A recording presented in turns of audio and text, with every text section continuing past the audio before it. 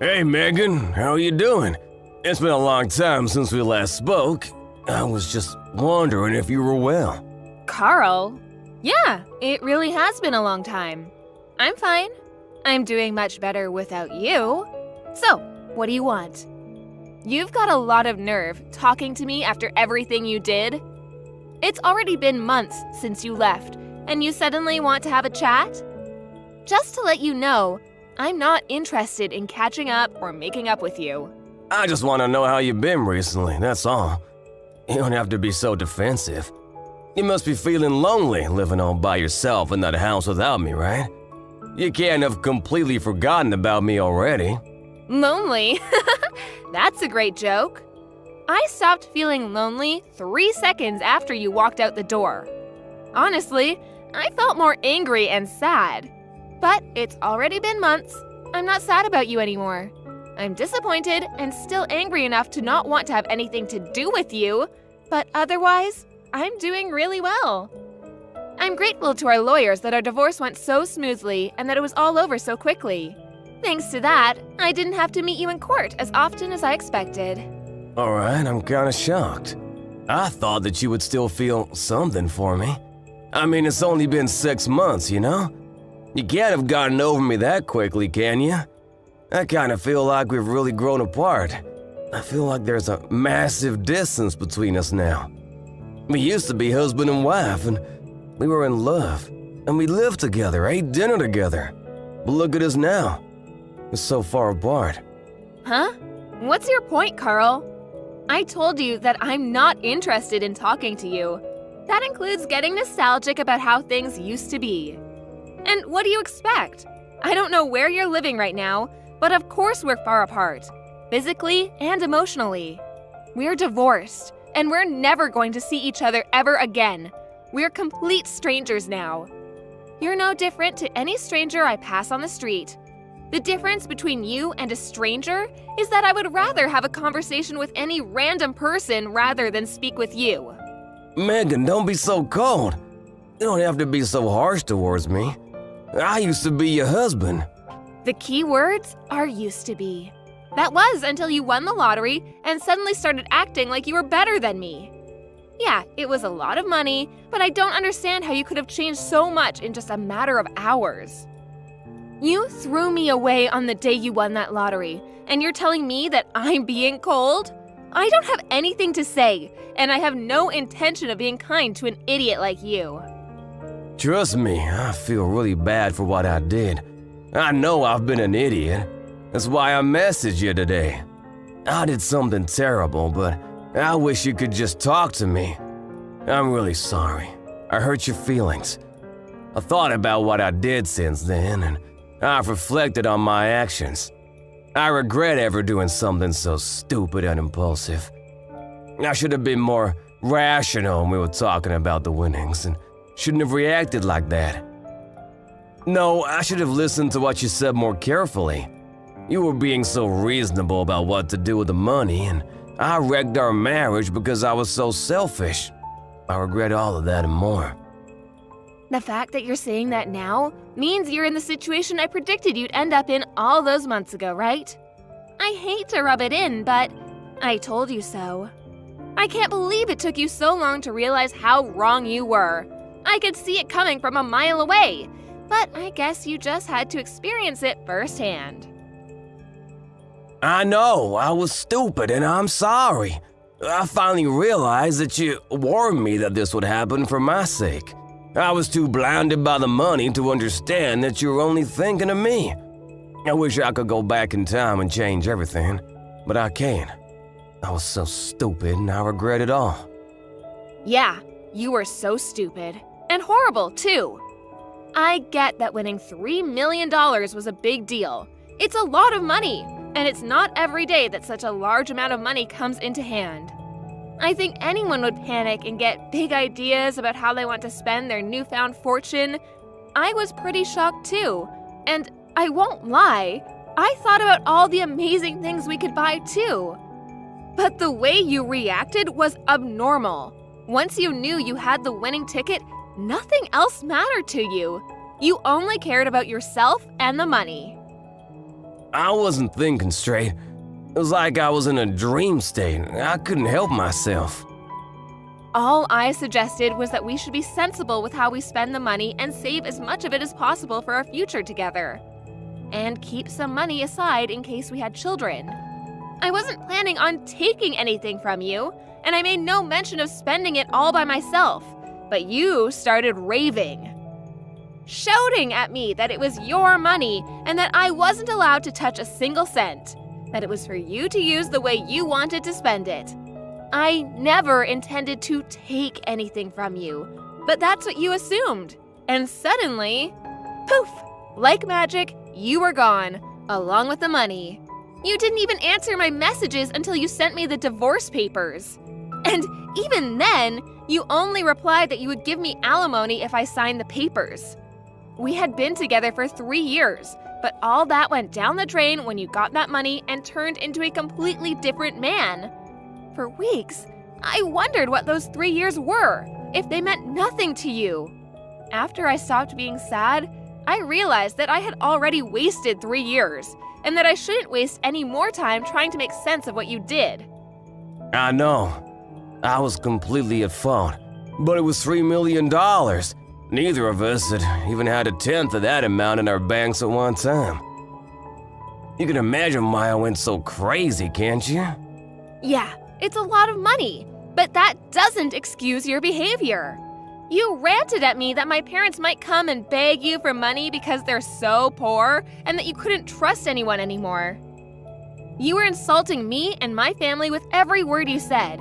Because you had all this money, you had this ridiculous idea that you were better than all of us. I never knew you could be so hurtful and obnoxious, and I was shocked that you could change so easily because of some money. I don't know what got into me. I don't really know why I said any of that. I didn't mean it, you know that, don't you? I regret everything I did and said after that. I wish I could take it all back. Really? It sounded like you meant it at the time. Don't try and run away from what you did. It's way too late for you to start begging me for forgiveness. I couldn't care any less about how guilty you feel. Your feeling bad isn't going to change anything. Anyway, what do you want? Let's get this over with. What are you talking about? There's a reason why you messaged me today, isn't there? I know you didn't just message me so that you could apologize. No, I really was worried about you. I wanted to show you that it changed and felt bad about what I did.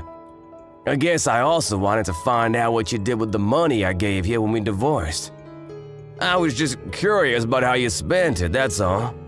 Money? That's what you're interested in? You're talking about the lump sum of money you gave me, right? You chose to give me that money instead of sending me regular payments of alimony because you didn't want to risk having to send me alimony payments for the rest of your life, if I remember correctly. Yeah, that money. I gave you $200,000, didn't I? Yeah, you did. What about it? What did you do with it? It's my money, so what does it matter what I did with it? I don't think it's any of your business how I spent it. It's not like you set any conditions for how I spend it when the amount was decided in court. Yeah, but it was my money to begin with. I think I have a right to know what you've done with it and decide what you do with it regardless of what was decided in court. And if you have any left, I was wondering if you could return it.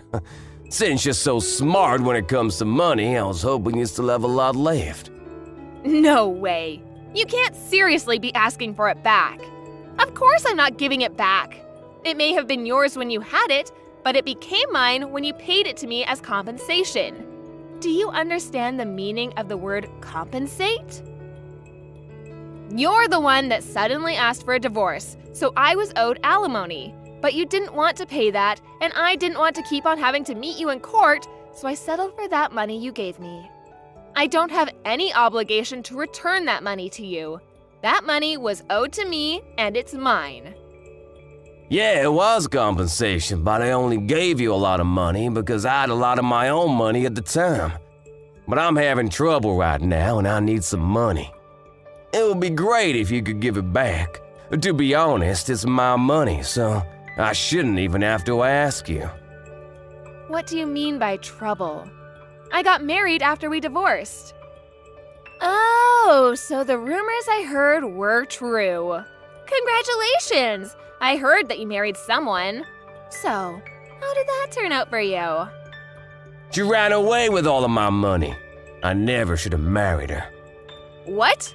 All of it? Yeah, can you believe it? It was $3 million, so I thought that I didn't have to worry about anything for the rest of my life. I thought I could live like a celebrity. So I resigned from my job and had a house built for me and my new wife. We filled it with designer furniture and everything. We even had a pool put in. We were living the perfect life together until one day she suddenly asked for a divorce. After the divorce was finalized, I realized that all of my money had been transferred to her bank account, and she was gone. We were divorced. My account was empty. She had disappeared. She even told her lawyers that I had been cheating on her, even though I'd never done anything like that. I had already lost $1 million in compensation during the divorce for an affair I never had, and she took the rest of what was in my account without me even realizing it. I don't know where she is, but the last I heard, she was living in a penthouse apartment abroad. You said you never cheated on her, but she managed to win the court case? That must have meant that she had enough evidence to argue for compensation. You can try and act the victim all you like, but in the end, it was your own fault. Your own irresponsible actions brought all this upon you. Yeah, fine. She got pictures of me with another woman. But how is it fair that she gets $1 million in the divorce? It's my money! So you did cheat on her after all. You're a pathetic excuse for a husband. Yeah, alright. Say all you like. Anyway, that's not my point. I've explained why I need the money. Can you give me back the money I gave you? I need it right now. My ex-wife got the house in the divorce too, so I don't have anywhere to live. She's not even using it, she's abroad. But the woman put it out for sale. I was kicked out of my own house so that she could sell it and take more money from me. Megan, you're still living at the same place we lived in when we were married, right? Can we live together again? Excuse me? Are you asking if you can move in with me? Let's just forget about everything that happened in the past and live together. I want us to start over. I'll be a better husband this time. Even if we don't have the $3 million, I know that we can be happy together. I still love you. We can work through this together. I swear I'll make you happy this time. No way. You must be out of your mind. It's disgusting how you think you can slither your way back into my life again. We're over, and we're never getting back together. Ever. The divorce was finalized, and I'm free of you. I don't have anything else to say to you. Plus, I've already moved out of that house and sold it. I'm living somewhere else. What, you moved out? Where are you living now? Are you still close by? I'm not giving you the details of where, but I'll tell you a bit about it. Thanks to the compensation I got from you, I was able to buy some pretty reasonable shares. I had to be patient, but it went really well. I managed to earn a profit from it. You bought shares? I never knew that you knew how to do that kind of stuff. Why didn't you tell me when I had the $3 million? We could have made an even bigger fortune. Don't be stupid, Carl. It was beginner's luck. And of course, I didn't put the entire $200,000 you gave me into buying shares. I invested a reasonable amount and got lucky. Once I made a decent profit, I backed out and put all the money I made into a savings account. Right now, I'm working full-time and using the money I've saved up to live a little more luxuriously. I buy organic and I spend money on the things I love and enjoy. But I still have money saved for a rainy day. Thanks to that, I was able to get a penthouse apartment in a really lovely area. It's not filled with designer furniture, so it might not be as fancy as the place you had, but it's home. I realized early on that it was dangerous to impulse buy when you have so much money at your fingertips, so I try and only buy what I need or really want. I'm doing really well at work too, so everything's going perfectly. Smooth sailing. I was being serious when I said I was doing better without you. Honestly, I'm grateful that you won that lottery, and I'm glad you told me you wanted a divorce when you did. If you hadn't, I would have been stuck with you. You living in a penthouse apartment too? You're kidding! I never imagined that you would end up being so successful. It's only been 6 months since we divorced. But that's my money you're standing on. You and my other exes, you're both living in luxury thanks to me. It's money we were owed. I don't know what to say about that money she took from your account, except maybe that it was just karma coming around to bite you in the ass. By the way, how much money do you have saved right now? About $200? You can't be serious. You're turning 36 this year, aren't you? You don't have a place to live, you're unemployed, and you only have $200 saved? I would sympathize, but I know that it's all your own fault. What are you planning to do from now on? I was just kicked out of my own house last week. I haven't been able to find a job yet. I thought that I could sell the house, but my other ex got it in the divorce, so I don't have anything worth selling. I already failed one job interview, and I didn't know what else to do, so I decided to message you, hoping that you could help me. What about your parents? Why don't you ask them to let you stay with them while you find a place of your own? And a job. Some idiots in my parents' neighborhood found out that I won $3 million and started harassing my parents. Most of it was really childish, you know, throwing toilet paper around, but they were getting death threats in the mail and stuff too. Some magazines were asking for interviews non-stop. My parents ended up moving away and they cut ties with me. I need your help, Megan. I don't have anyone else. You're the idiot, Carl. That's the main reason why I warned you about bragging about your win to everyone. Just because you won $3 million doesn't make you better than everyone else. I told you that you shouldn't get carried away, didn't I? But you didn't listen, and you lost a lot of friends and made a lot of enemies in the process. I know, I regret a lot of what I did. I regret not listening to you the most, because none of this would have happened if I just did as you said. That's why I want to get back together again. I need you to keep me in check. Sorry, Carl, but I'm not interested in being your babysitter. We're never getting back together. There's not even a 1% chance of it happening. Why not? I'm not asking you to be my babysitter. I want us to be husband and wife again. We didn't get divorced because we stopped loving each other. You still love me, don't you? We can get back together again. You must be joking. You're the only one that thinks we still have a chance. I don't know whether you do actually still have any feelings for me, or if you're just saying all this because you want money. But either way, it doesn't change how I feel about you. The second you said you wanted a divorce, I hated you from the bottom of my heart. You chose your money over me. You made that really clear during the divorce. Now, I'm indifferent. I couldn't care less about what happens to you. Don't say that. That hurts more than being told you hate me. Please, I'm begging you for help. Could you at least have some pity for me? I need your help. We used to be married, remember? We spent 3 years living in the same house. We can forget about everything and start new together. No thanks. You're the one that asked for a divorce despite the 3 years we spent together.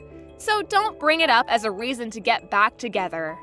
Then could you at least lend me some money? That's all I asked for. You said you've got money saved up.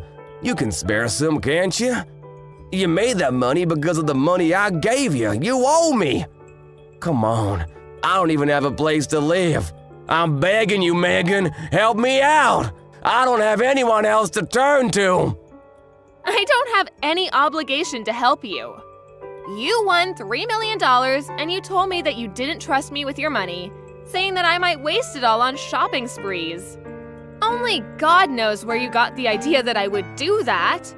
You said you wanted to spend it how you liked and demanded I sign the divorce papers. And you left, taking all your money with you. Well, I'm telling you now that I'm free to spend the money I have however I like.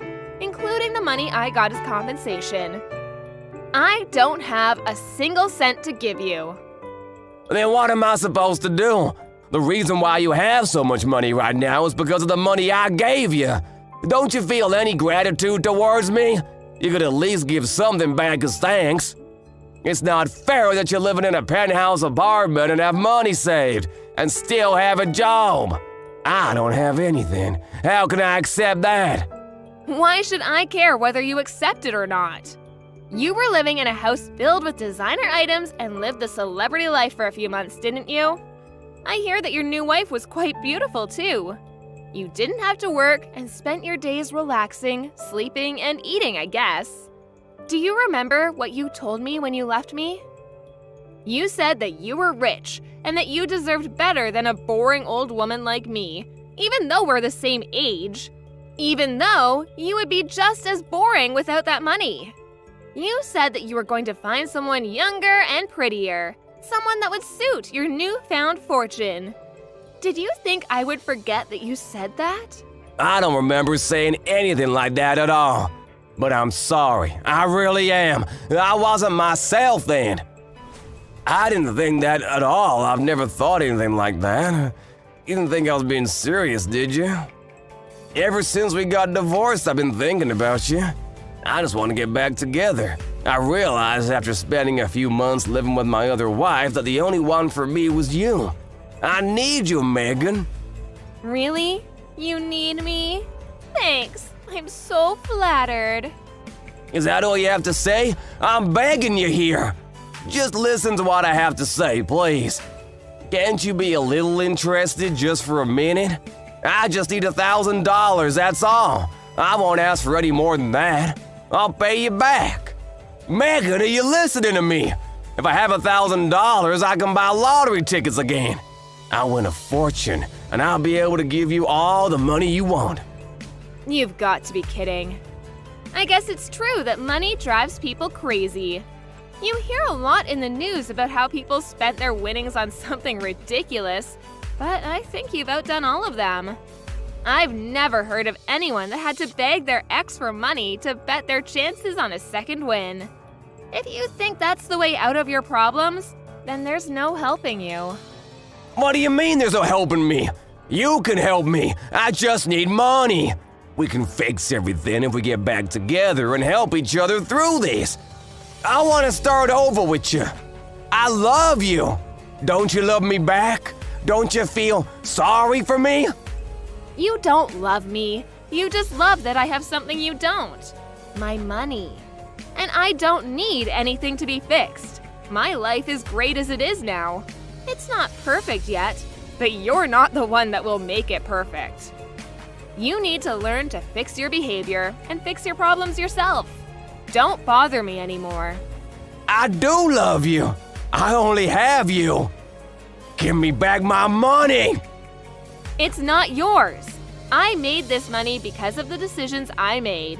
You lost yours because of the decisions you didn't think through. Don't ever message or call me ever again. You asshole. Let me give you the same parting gift you gave me. I deserve better than a boring old man like you. I'm going to find someone that loves me and live happily ever after without you. I'll be blocking your number, so don't try and contact me. Goodbye! After that, Megan blocked Carl's number and blocked him on all of the social networking they were connected on. Megan was able to forget about Carl pretty easily and was enjoying her peaceful life without him. She was living her ideal life, focusing on her career and coming home to the apartment she had taken care to furnish with things she loved. Carl, however, had used up what remained of his savings and still couldn't pass an interview because of his obvious lack of work ethic. He didn't change his attitude and blamed the interviewers for not passing him. As a result, he started borrowing money from loan sharks, and with that money, he began gambling at his nearest casino. Of course, it wasn't that easy to make a fortune, and the gambling only made his debt bigger and bigger. He was digging his own grave, but he still didn't change his attitude. After realizing how big his debt had gotten, he became desperate. But instead of trying for another job interview, he tried to steal money from a convenience store and was caught by the police. Megan found out about Carl's arrest on the morning news, but was too indifferent to care. She only remarked that money really does drive people crazy, and went on about her day as she usually would. Carl was just another stranger to her now.